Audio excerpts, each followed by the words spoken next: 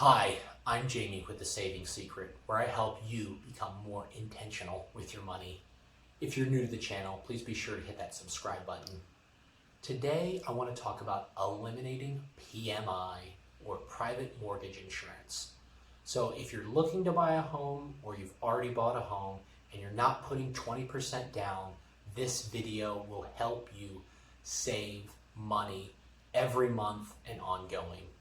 So a little bit about private mortgage insurance is what it is. It's a fee to protect the bank in case you default on your loan. So it's not really a service, but it allows people to buy homes who don't have 20% down. And 20% down can be a big barrier to entry, so you may have private mortgage insurance. But if you have private mortgage insurance, you don't have to pay on it forever. And today I'll talk through how you can eliminate it. So I will be using an example. Let's say you bought a $200,000 home and you put 5% on that. That would mean that you would have a $190,000 loan. In order to figure out how to get rid of your PMI, you would use a calculator you'd use an equation, called your LTV, your loan to value ratio. And you want this ratio under 80% to eliminate it. But looking at this example, you would have a loan to value ratio of 95%.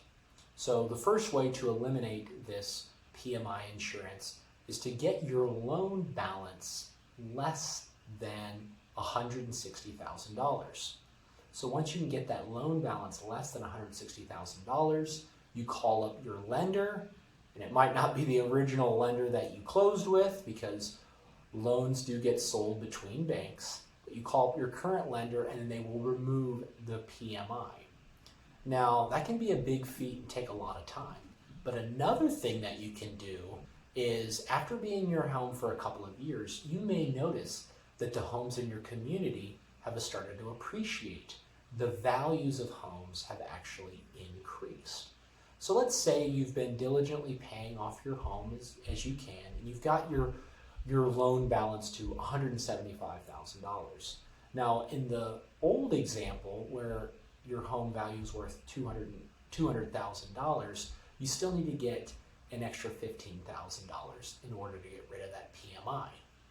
However, what you can do is if you notice that homes have been appreciating, if you can call a appraisal, many times you can get your home reappraised for just a couple of $100. And let's say in this example that your home appraises for $220,000. If you look again at the LTV, or the loan to value ratio, you're going to find out that your home is less than 80% LTV. So now you can eliminate that altogether. However, if you had an FHA loan, unfortunately, appraisals will not be able to eliminate your PMI. And so another option you can do is refinancing.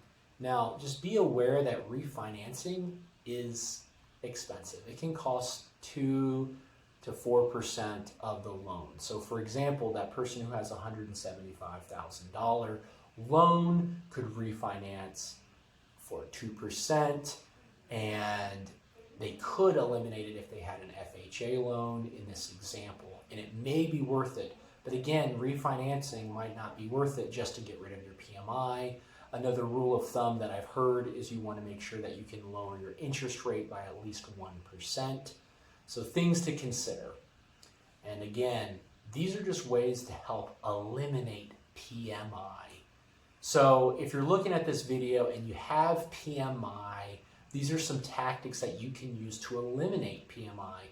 If you have questions, please feel free to put them in the comments below. If you have any other thoughts, please put them down below as well. Feel free to check out some of my other videos where I go over the other savings techniques and things to help you grow your income.